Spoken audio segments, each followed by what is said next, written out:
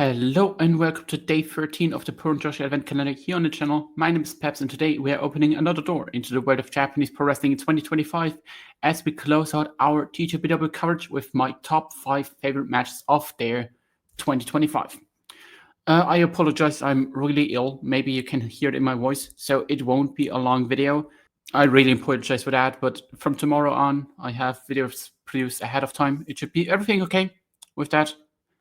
We will talk about match number 1, and that is from January 4th, 2025, from TJPW's New Year show. We are talking about Mizuki versus Miyu Watanabe for the Prince of Princes Championship, and in this match, Mizuki won the belt at the end in a fantastic outing, and what I thought was the best part of it was Miyu Watanabe stepped out of her normal role as this typical ace babyface figure and played a more bully, dominant role.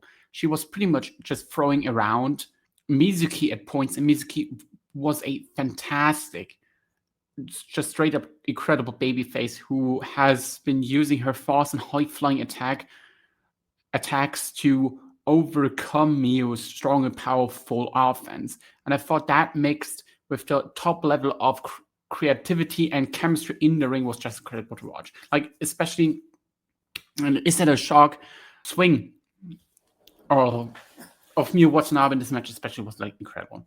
I thought this was just awesome. From the very moment on until the very end, it was innovative, creative, and just did a lot of really cool stuff. Like, for example, one thing I liked really about the early parts of the match was Mizuki like baiting Miyu into a test of strength thing where they just lock up. Miyu was like a bit, you know what, that's a bit weird. You normally don't do that, and I'm outpowering her, and still fell into the trap so that Mizuki was able to instantly go after the leg, as an example. Towards the end of the match, it got even better with Miyu trying her best to take away Mizuki, but in front of a sold-out Kurikan, Mizuki then got the win. It was just awesome. I really loved this match. Big thumbs up for that. If you haven't seen it, in my opinion, the better match between those two. The match in Wrestle Princess 6 was also pretty good, but I like this one personally a bit more, especially due to the atmosphere and everything like that.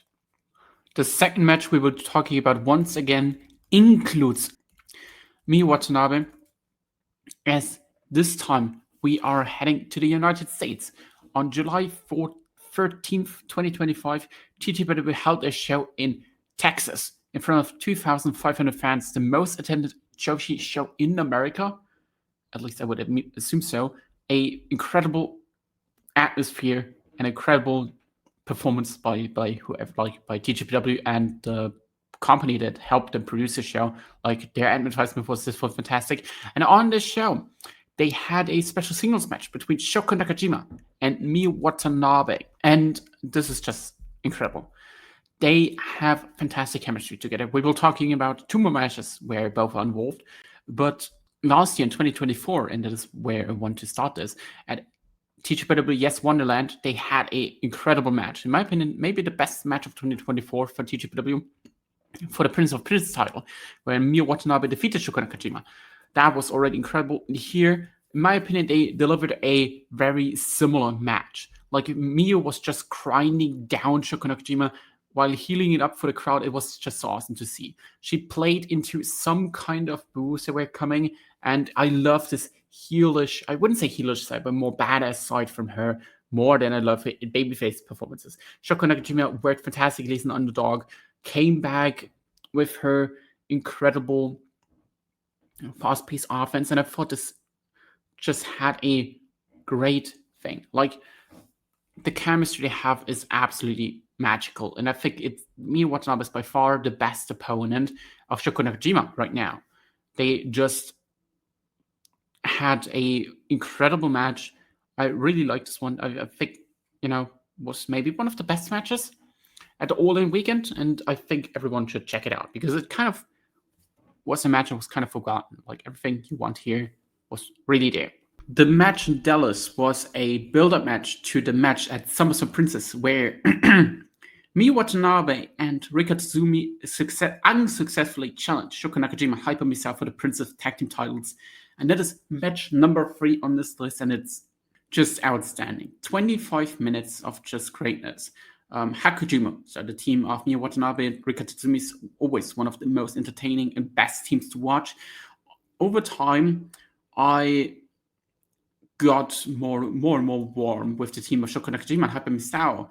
I feel like sometimes the antics of Hyper Misao are sometimes too much for me, but I really enjoyed them personally in this match. That mix with fantastic chemistry that just Miyu Watanabe and Shoko Nakajima had, especially in the ending sequence, was just insane. Like the last 5 to 10 minutes were just out of this world.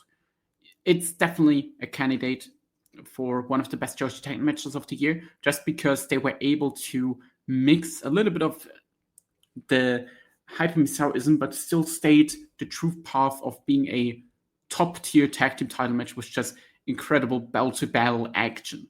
Like, the comedy at the beginning helped a little bit to the match, and it kind of felt like necessary to help establish the character, of course, that Hyper Misao has.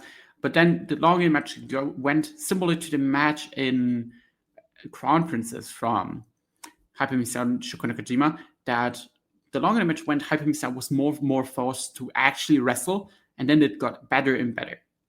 And Miyu Watanabe and Shoko Nakajima is just a success story. I think this should count as one of the best storylines, like best matchups in all of Joshi wrestling. These two just always kill it. And that is also the case in match number 4. And here I'm going to skip a match that normally happens in the order before that, because I just want to keep the Miyu Watanabe and Shoko Nakajima matches all three together instead of just splitting them up and throw another match in between. So the entire trilogy, so to speak, so the singles match, the tag team title match, and now the third singles match in the semifinal of the Tokyo Princess Cup 2025 get instantly flown over at the same time. And I really love this match. And this is just incredible. They were in Osaka. They had a really good crowd in terms of how involved they were. And it's just insane. The first 10 minutes had fantastic limp work. And Miyu Watanabe and Shoko Nakajima are like two of the best at this in TJPW, because not often do you really see limp work matches in TJPW. Especially not often do you see them is such a good way. They added here the layer of just a little bit of knolliness to their usual focus on mat wrestling, and it was insane. It felt brutal to a point where it's just great to watch, and I really, really, really loved it. Like, Shoko was more brutal, and knowing she needed to be more brutal to even have a chance against Miyu Watanabe, because Miyu Watanabe had in singles matches the number of Shoko Nakajima for a bit now. Meanwhile, of course, Shoko Nakajima was able to get the win back on the Summer Princess show, but it was still a tag match. So now she needed to prove herself in a singles outing and needed to work a little bit more rougher, and it went all over the leg. Meanwhile, Miyu sold the leg good. I think sometimes just great. And you gotta give it to her. I think leg singling is always a skill that not everyone can do. Really. There are a lot of wrestlers. There are a lot of wrestlers. A lot of wrestlers. Even some of the best wrestlers in the world that can't do that. In my opinion, Miyu Watanabe showed here that she can. The leg work was super awesome. It led to something, and then we had another just fantastic finishing stretch with Miyu Watanabe once again going over, making it to the final of the Tokyo Princess Cup after around 25 minutes, in just a straight up fantastic outing. It's just good. Like, Miyu overcoming the odds and having a more thin ace baby for like performance compared to the more heel, bullyish side that she worked at Dallas match was a cool flip to the match itself that I really enjoyed as well. And with that, I would say we jump into the 5th match and the final match, and we go back a week to the Tokyo Princess Cup quarterfinal, where we will be talking about Arisu Ando versus Miyu Yamashita. And I thought this match was just fantastic. It was a typical tournament style that had the flashes of explosiveness that you just know in these tournament matches, like fast-paced action, but that was mixed with the story of Miyu Yamashita being this dominant force that she was established in TJPW ever since its existence started, so like for like 12 years now, and she just dominated the hell out of Aris Endo, who has been a fantastic underdog for a long time now. And you gotta, like, that mixed up is just incredible. Like, Yamashita with her kicks and Endo trying to just survive at some point, at points, and finding her way back into the match, and in the end even pulling off the upset was just incredible to see. Like, the gritty babyface performance of her is just incredible. And the longer the match went, the more damage Aris Endo took, the more the crowd was also into this. I thought the chemistry they had together is just incredible. And this was like really one of the few times that a younger wrestler really overcame and defeated.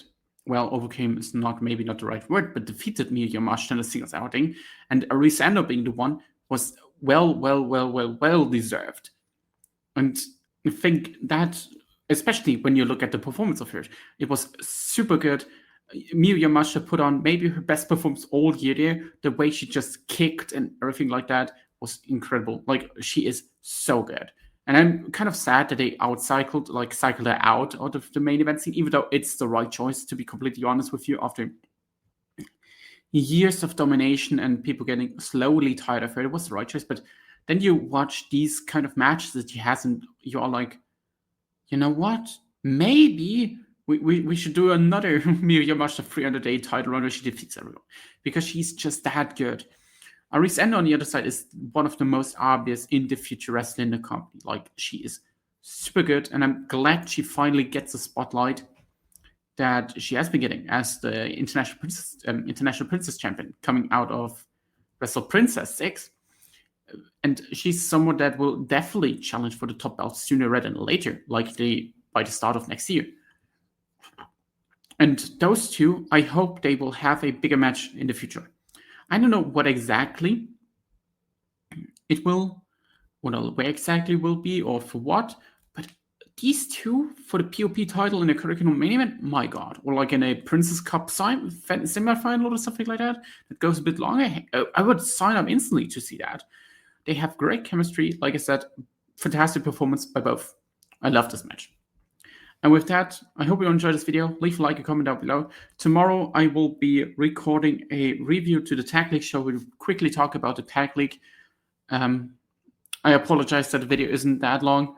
I'm just really tired and I'm going to sleep soon. I'm falling apart. I apologize. I hope you enjoyed this video.